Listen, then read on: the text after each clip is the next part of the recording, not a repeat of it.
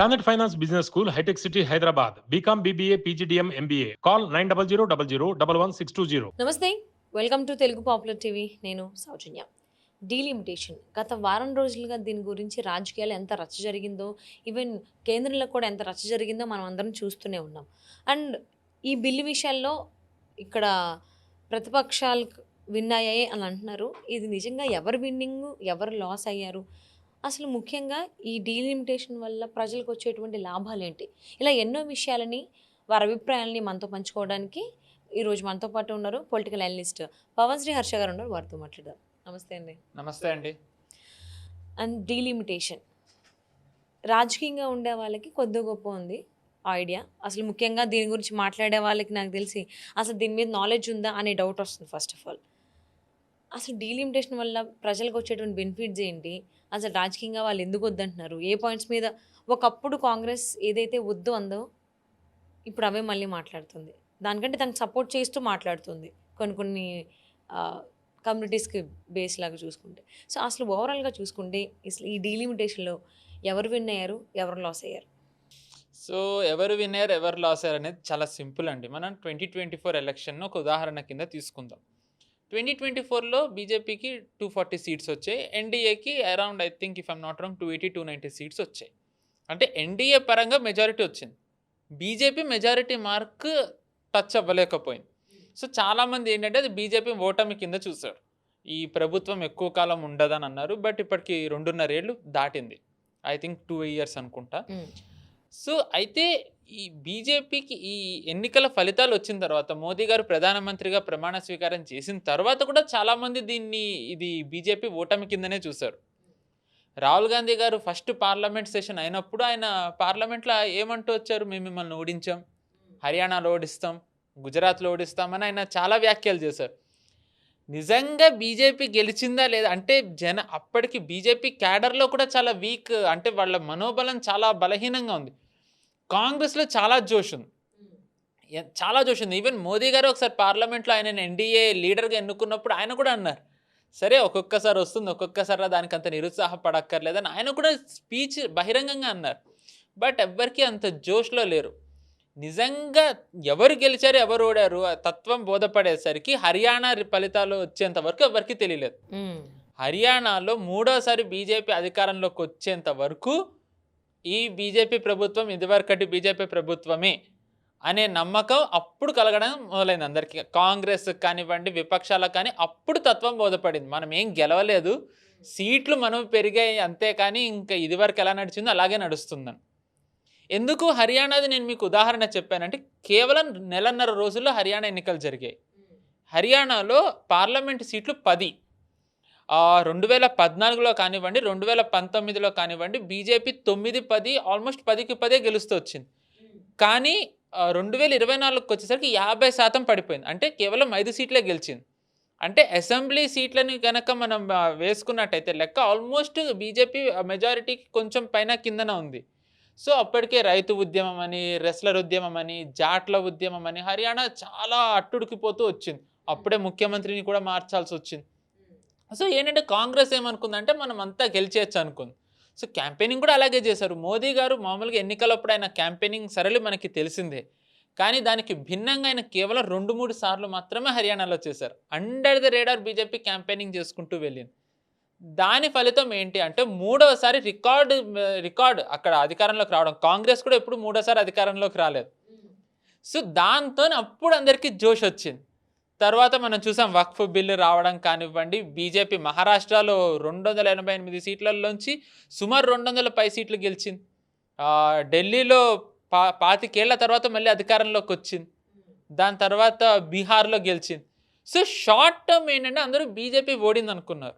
మీకు ఎందుకు ఇంత చెప్పానంటే, షార్ట్ టర్మ్ హర్యానా ఎన్నికలు అయ్యేంత వరకు బీజేపీ ఓడింది అనుకున్నారు. తర్వాత తెలిసింది లేదు, ఏమీ మారలేదు, విపక్షాలకి ఇంకా బలం రాలేదా. అంటే ప్రతిపక్షాలు అనుకుంటాయి కదా, అంటే ప్రజల నుంచి ఇంత వ్యతిరేకత వస్తుంది కాబట్టి, నువ్వు ఉద్యమాలు చేస్తున్నావు, ఇంత అట్టుడిపోతుంది కాబట్టి మనం గెలిచాము, మనం గెలడానికి మనకే ఛాన్సెస్ ఉన్నాయని. బట్ రియాలిటీ అది ఉండదు ఒక్కొక్కసారి. ఎగ్జాక్ట్లీ. సో ఇప్పుడు కూడా వాళ్ళు ఎంత సంబరాలు చేసుకున్నా, వాళ్ళు ఎంత వచ్చి మాట్లాడినా, ఇది నిజంగా వాళ్ళు బీజేపీకి ఒక మంచి ఎలక్షన్ క్యాంపెయినింగ్ మెటీరియల్ వాళ్ళు గోల్డెన్ ప్లేట్లో పెట్టించారు. ఓకే. ప్రతిపక్షాలు ఇచ్చాయి. ముఖ్యంగా మహిళలకి సీట్లు ఇవ్వడానికి రిజర్వేషన్ అనేది నాకు వ్యక్తిగతంగా చెప్పాలంటే అసలు దానికి అంత రిజర్వేషన్ ఇచ్చి మరీ చేయాలంటే ఐ డోంట్ నో.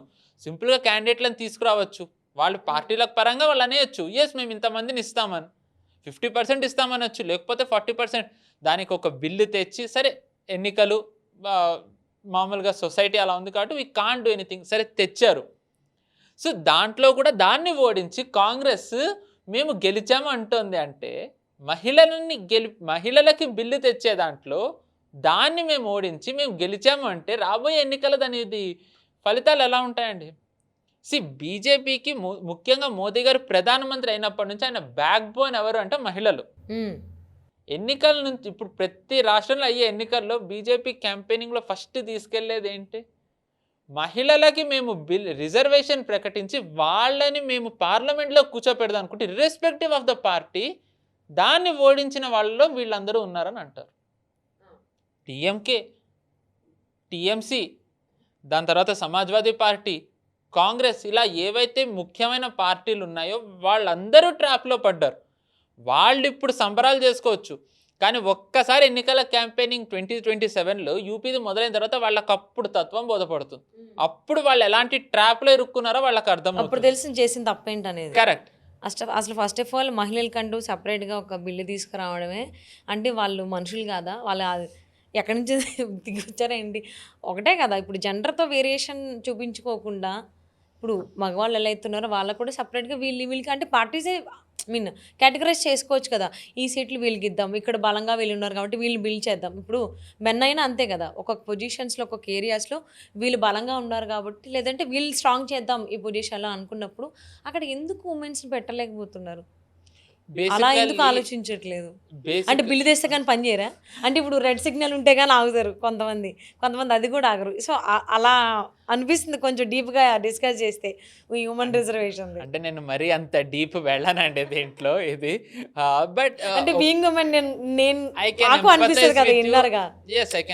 అంటే బిల్లు తెస్తే కానీ మాకు గుర్తింపు ఉండదా? విపక్షాల్లో నేను మీకు కొన్ని పేర్లు చెప్తానండి. రాబ్రీ దేవి, లాలూ ప్రసాద్ యాదవ్ జైలుకి వెళ్ళినప్పుడు ఆయన వైఫ్ రాబ్రీ దేవి గారిని సీఎంగా అనౌన్స్ చేశారు. పేరుకి ఆవిడ సీఎం, కానీ మొత్తం నడిపింది లాలూ ప్రసాద్ యాదవ్ అన్న సంగతి అందరికీ తెలుసు. లాలూ ప్రసాద్ యాదవే మొత్తం నడిపాడని చెప్పి అందరూ అంటారు ఓపెన్గా. పేరుకే ఆవిడ్ని సీఎం అంటే జస్ట్ ఒక పాన్ కిందని పెట్టారు అంతే ఆవిడ్ని. నిజానికి మహిళల్ని అవమానించేది వీళ్ళే ఉంటారు. ఇప్పుడు మహిళా ముఖ్యమంత్రి బీజేపీ ప్రకటించింది రేఖా గుప్తా. ఎక్కడన్నా ఆవిడ వెనక వేరే వాళ్ళు నడిపిస్తున్నారన్న ఆరోపణ ఒక్కళ్ళు చేయలేకపోయారు. ఆవిడ ట్రాక్ రికార్డ్ చూసుకుంటే ఏ విధంగా ఉందండి అసలు? నిజానికి విపక్షాలు కూడా ఇప్పుడు ఏమనలేకపోతున్నాయి. ఆవిడ హస్బెండ్ ఏదో చేయగలుగుతున్నారనో లేకపోతే మోదీ షా గారు నడుపుతున్నారనో ఎవరు అనట్లేదు. ఆవిడ నిజంగా అంత బాగా పనిచేస్తున్నారు. అండ్ సో బీజేపీ మామూలుగా ఎప్పుడైనా మహిళలకు ప్రాముఖ్యత ఇస్తారు. సుష్మా స్వరాజ్ గారు కానివ్వండి, వసుంధరా రాజే గారు కానివ్వండి, ఇప్పుడు కర్ణాటక నుంచి శోభా గారు అని ఉన్నారు, ఆవిడ కానివ్వండి, ఈవెన్ తమిళనాడు నుంచి తమిళసై సౌందరరాజన్, ఇప్పుడు కేరళలో వాళ్ళు పుదుచ్చేరిలో కూడా వాళ్ళు కార్పొరేటర్స్ కింద నిలబెట్టిన వాళ్ళు చాలా మంది మహిళలు ఉన్నారు. థర్డ్ టైం కదా మనకి నిర్మలా సీతారామన్ గారు మినిస్టర్ గా ఉండింది. One of the most important portfolio ఆవిడది. అదే ఇప్పటి వరకు ఎప్పుడు ఆ ఫీల్డ్ లో లేడీస్ ఉండి చాలా తక్కువ, మోస్ట్లీ మెన్ కి ఇచ్చుకుంటూ వచ్చారు.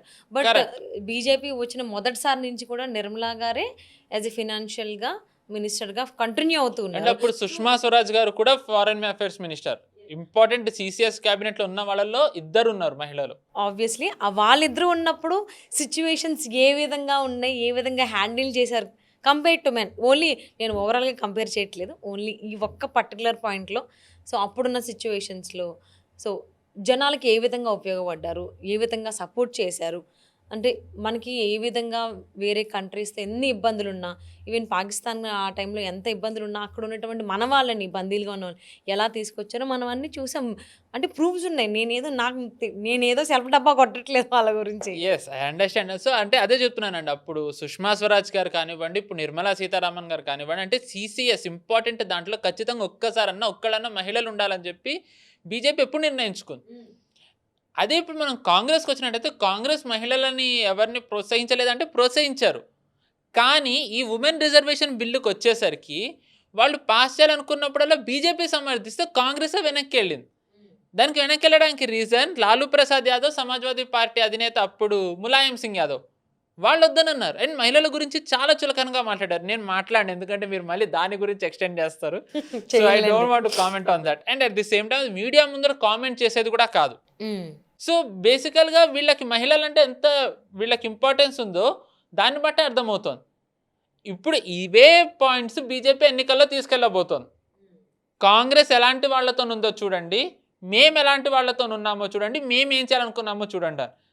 అదొకటి అయితే ఇంకొకటి 2029కి ఎలక్షన్కి చాలా ఇంపార్టెంట్ క్యాంపెయినింగ్ మెటీరియల్ వీళ్ళు ఇచ్చారు.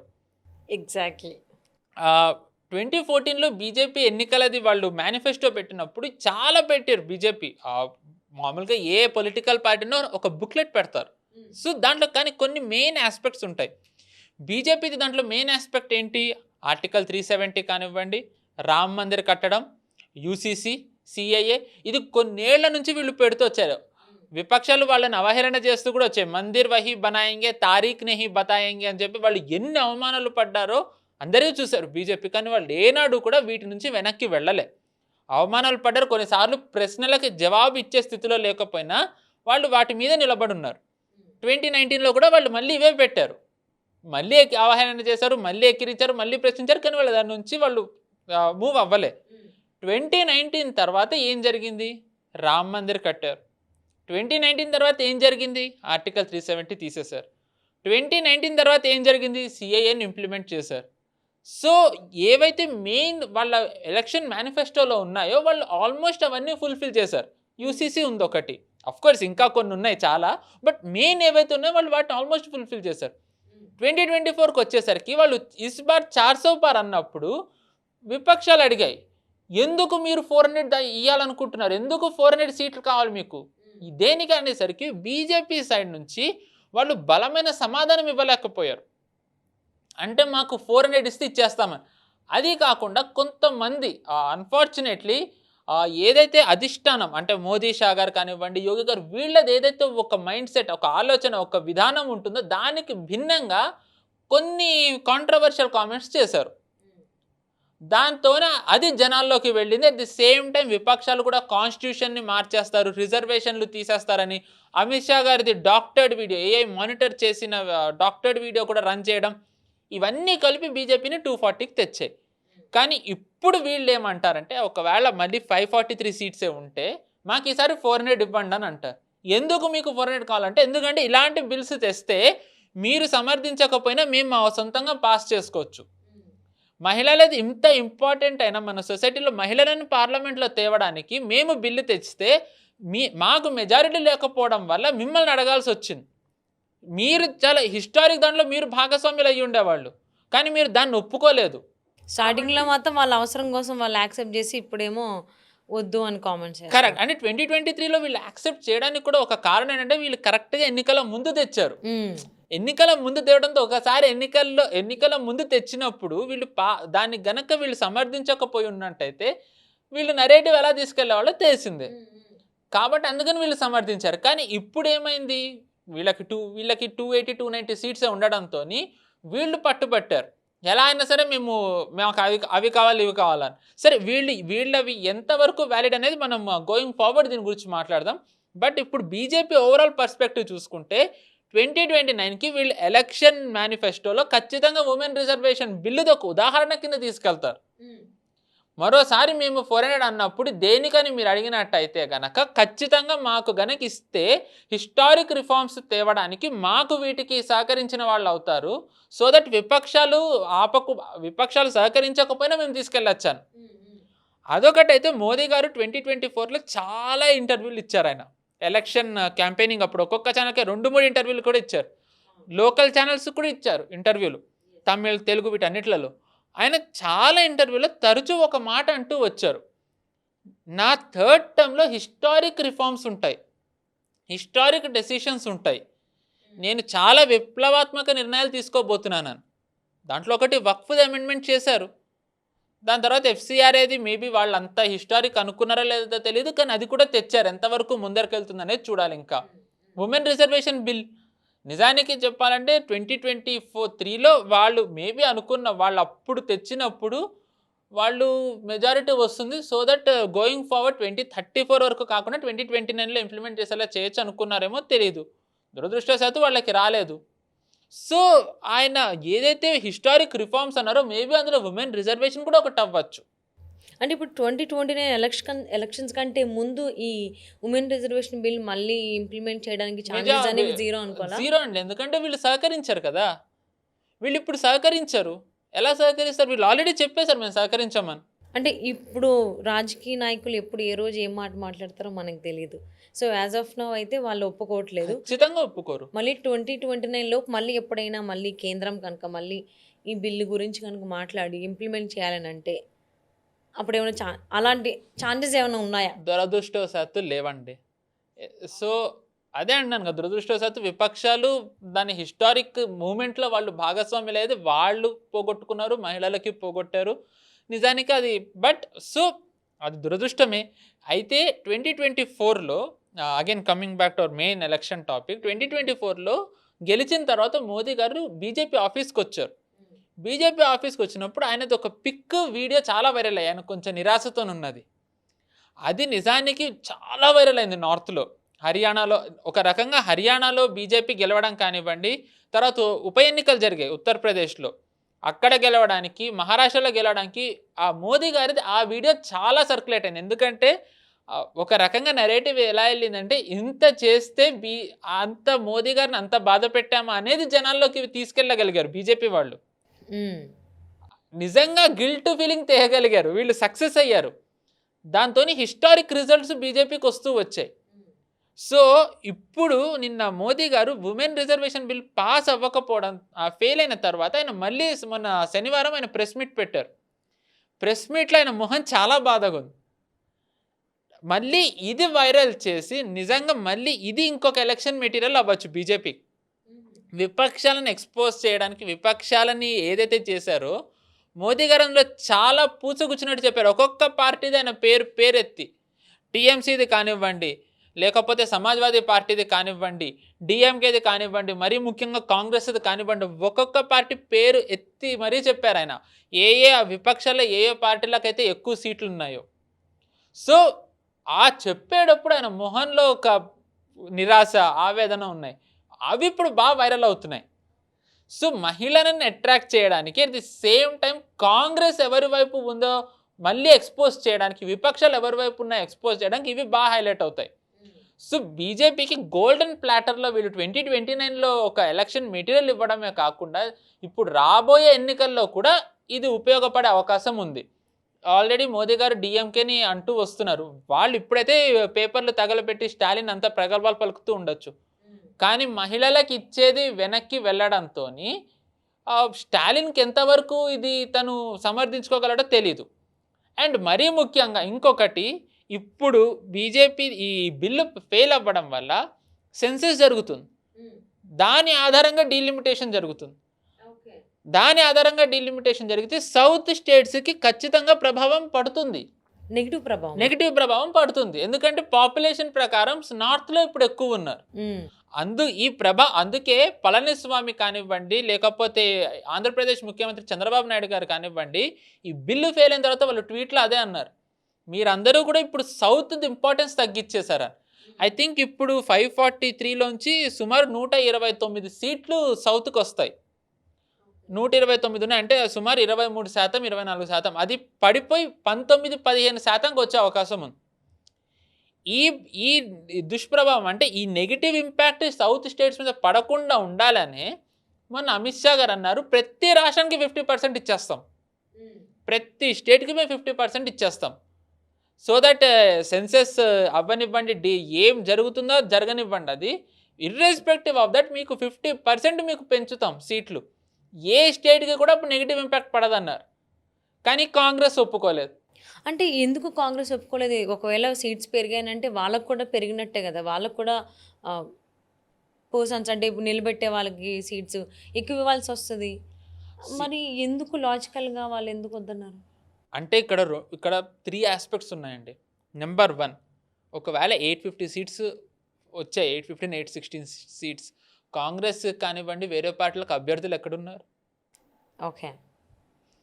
ఉత్తరప్రదేశ్లో దే కెన్ బిల్డ్ కదా, టైం ఉంది, ఇమీడియట్ గా ఏం ఉండదు కదా. ఎక్కడి నుంచి వస్తున్నారు?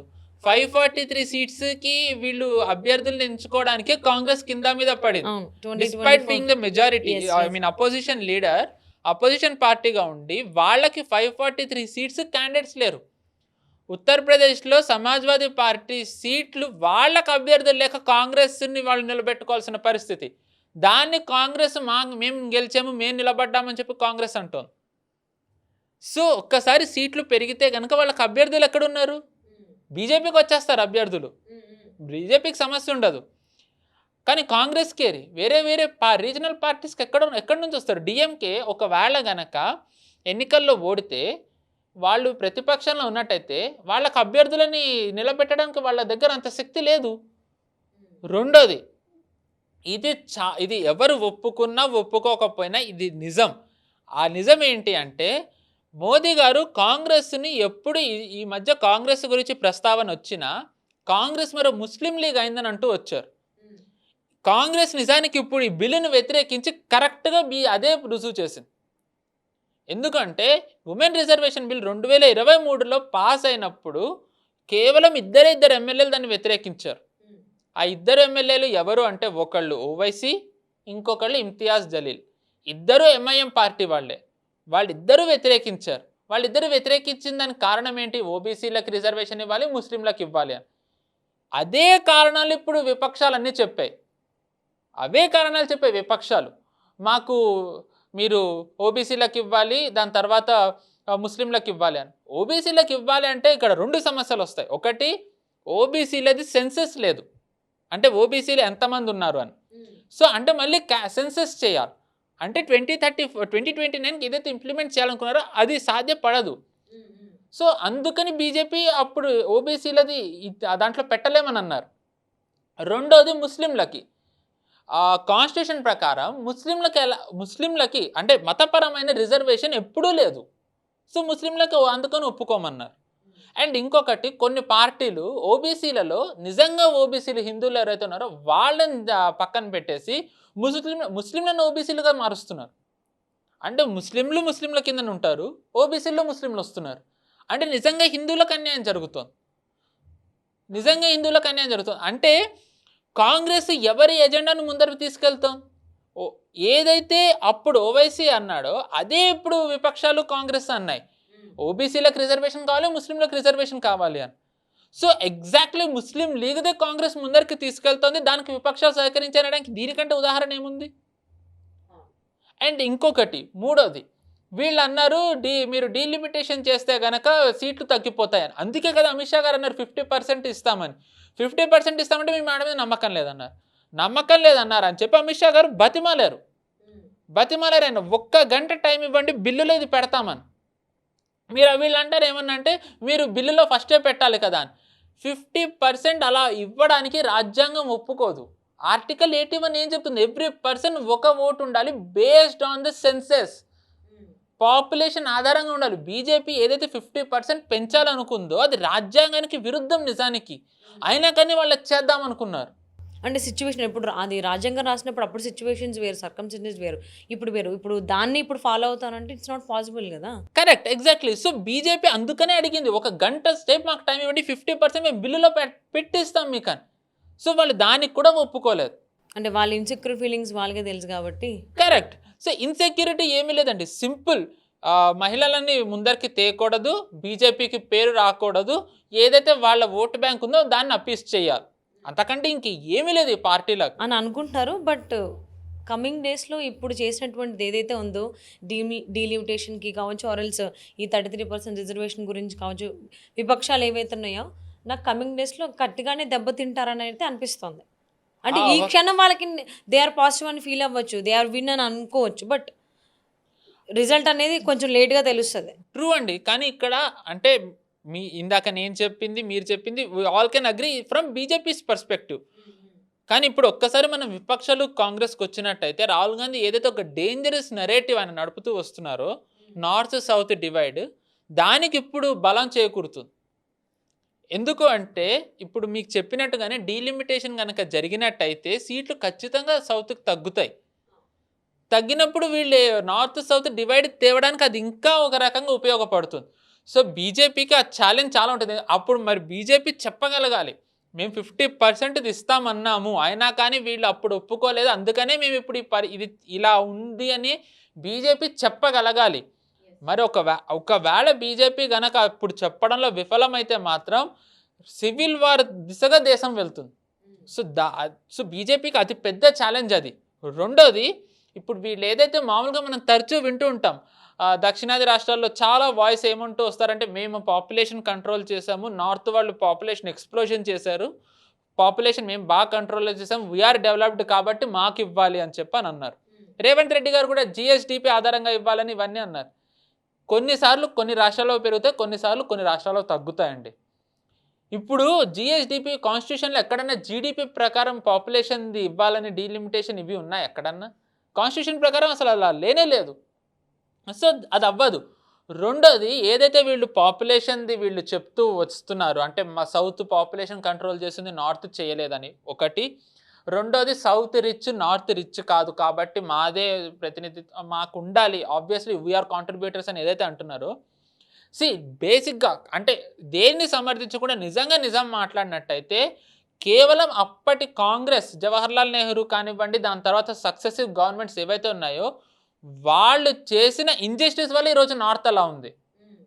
ఇది చాలా ఒకవేళ ప్రేక్షకులు ఎవరైతే వ్యూయర్స్ చూస్తున్నారో, ఫ్రైట్ ఈక్విజేషన్ పాలసీ ఒక్కసారి ఇది టైప్ చేయండి, దీని ఇన్ఫర్మేషన్ మీకు వస్తుంది. దాని ద్వారా కాంగ్రెస్ నిజంగా నార్త్కి ఎంత అన్యాయం చేసిందో తెలుస్తుంది. వాళ్ళు ఏం చేశారంటే, మామూలుగా బీహార్ కానివ్వండి, జార్ఖండ్ ఇవన్నీ resource rich states. Freight equalisation policy రావడం ద్వారా వీళ్ళు ఏం చేశారంటే, ఈ రిసోర్సెస్ ఏవైతే ఉన్నాయో ఇవి వేరే రాష్ట్రాలకు వెళ్ళాలి, సో దట్ ఆ రాష్ట్రాలు డెవలప్ అవుతాయి. సబ్సిడైజ్ ట్రాన్స్పోర్టేషన్ కాస్ట్ని సబ్సిడైజ్ చేసేసారు. సబ్సిడైజ్ చేయడం ద్వారా ఏమయ్యాయి అంటే రిసోర్సెస్ అన్నీ కూడా వేరే రాష్ట్రాలకు వెళ్ళిపోతూ వచ్చాయి. సో వాళ్ళు దాన్ని క్యాష్ చేసుకున్నారు. దీనివల్ల ఏమైంది, రిసోర్స్ రిచ్ రీజన్ అయినా బీహార్ కానివ్వండి, లేకపోతే జార్ఖండ్ కానివ్వండి, ఈరోజు ఎలాంటి పరిస్థితులు ఉన్నాయో మనం చూస్తున్నాం. ఆర్థికంగా వాళ్ళ బలం ఎంతుందో మనం చూస్తున్నాం. అండ్ రెండోది, ఎవరు అవునన్నా కాదన్నా దక్షిణాది రాష్ట్రాలు ఎకనామికల్లీ చాలా బలంగా ఉన్నాయి, కరెక్టే. కానీ మ్యాన్ పవర్ ఈ దక్షిణాది రాష్ట్రాలకు ఎక్కడి నుంచి వస్తాం? మనం ఈరోజు చూసుకుంటే చాలామంది వర్కర్స్ బీహార్ నుంచి వస్తారు, ఉత్తరప్రదేశ్ నుంచి వస్తారు, రాజస్థాన్ నుంచి వస్తారు, మధ్యప్రదేశ్ నుంచి వస్తారు, ఇలా వేరు వేరు రాష్ట్రాల నుంచి వస్తారు. ఏదో మనం ఇక్కడ సౌత్లో తమిళనాడులో పనిచేసే వర్కర్లు అందరూ సౌత్ స్టేట్స్ నుంచే రారు కదా. ఆంధ్రప్రదేశ్లో చేసే పనులు వర్కర్స్ అందరూ ఉత్తి సౌత్ స్టేట్స్ నుంచే రారు. మనం ఇలా విడగొట్టుకుంటూ పోతే ఇంకా ఎక్కడ ఆగుతుంది? సో ఇదే విపక్షాలది రాహుల్ గాంధీ ఆలోచన. అందరి మైండ్స్లోనూ ఒక డివిజనరీ పాలిటిక్స్ తెచ్చి వాళ్ళ మైండ్ని కంప్లీట్ కరప్ట్ చేయాలని. ఈ ఫ్రైట్ ఈక్విజిషన్ పాలసీ రాకుండా ఉన్నట్టయితే కనుక ఈరోజు నార్త్ కూడా సౌత్ ఎంత ఫ్లరిష్ అయిందో అంత ఫ్లరిష్ అయ్యేది. 1990s దీన్ని వీళ్ళు రద్దు చేశారు, ఈ ఫ్రైట్ ఈక్విజిషన్ పాలసీ. కానీ అప్పటికే జరగాల్సింది జరిగింది. అండ్ ఇంకొకటి, నార్త్ సౌత్ అంటారు, ఈ యూనియన్ ఆఫ్ స్టేట్స్ అని రాహుల్ గాంధీ ఏదైతే అంటారో దానికి ఇప్పుడు ఒక రకంగా డీలిమిటేషన్ టైంకి రిజల్ట్ వచ్చిన తర్వాత సీట్లు తగ్గితే దాన్ని ఎక్కువగా యూనియన్ ఆఫ్ స్టేట్స్ చేసే అవకాశం, ప్రమాదం ఉన్నాయి. ఫస్ట్ థింగ్, రాహుల్ గాంధీ బేసికల్గా ఈ వెస్టర్న్ మైండ్ సెట్తో మన భారతదేశాన్ని చూస్తారు కాబట్టి ఆయన భారతదేశాన్ని యూనియన్ ఆఫ్ స్టేట్స్ అంటారు. భారత్ యూనియన్ ఆఫ్ స్టేట్స్ కాదండి, మన విష్ణు పురాణంలోనే ఉంది. ఉత్తరం యత్ సముద్రస్య హిమాద్రేశ దక్షిణం వర్షతత్ భారతం నామ భారతీయత్ర సంతతే. రాహుల్ గాంధీ చెప్తే యూనియన్ ఆఫ్ స్టేట్స్ అవ్వదు. రాహుల్ గాంధీనే బ్రిటిషర్స్ ఈ మ్యాపులు గీయలే, వాళ్ళు చెడగొట్టారు ఈ మ్యాపుల్ని. కనీసం ఉన్నదాన్నన్నా మనం కాపాడుకుని నార్త్ సౌత్ కాకుండా అందరం కలిసి డెవలప్ అయితే కనుక ఎటువంటి గొడవలు ఉండవు. అప్పుడు డివిజనరీ పాలిటిక్స్ చేసే వాళ్ళని కూడా కంటైన్ చేయొచ్చు. వాళ్ళు ఐదర్ వాళ్ళ భావజాలం అన్నా మార్చుకోవాలి, లేకపోతే వాళ్ళు పెరిష్ అన్న అవ్వాలి. సో రాబోయేది నిజంగానే ఒక రకంగా ఎలక్షన్ క్యాంపెయినింగ్ పరంగా చూసుకుంటే బీజేపీకి అడ్వాంటేజ్, కానీ ఒక రకంగా ఒక డివిజనరీ పాలిటిక్స్ వైపు దారి తీయడానికి ఇది చాలా ప్రమాదకరమైన వెపన్ విపక్షాలకి రాబోతోంది. దాన్ని ఎంత సమర్థవంతంగా బీజేపీ కంటైన్ చేస్తే అంత బాగా దేశం అభివృద్ధి చెందుతుంది. ఆబ్వియస్లీ. సో అందరికీ తెలిసిందే, మనం రిజల్ట్స్ కూడా చూస్తాము. డెవలప్మెంట్ అనేది బీజేపీ ఎలా తీసుకొస్తుంది కేంద్రంలో ఉన్నప్పుడని. సో ఈ డీలిమిటేషన్ కావచ్చు, ఆ 33% ఉమెన్ రిజర్వేషన్ గురించి కావచ్చు, మరి దాన్ని పాజిటివ్గా మలుచుకుని జనాల్లో ఫస్ట్ ఆఫ్ ఆల్ తీసుకెళ్ళగలగాలి. సో అది ఎలా తీసుకెళ్తారు రాబోయేటువంటి రోజుల్లో చూద్దామండి. Thank you so much. Thank you అండి. నమస్తే. నమస్తే.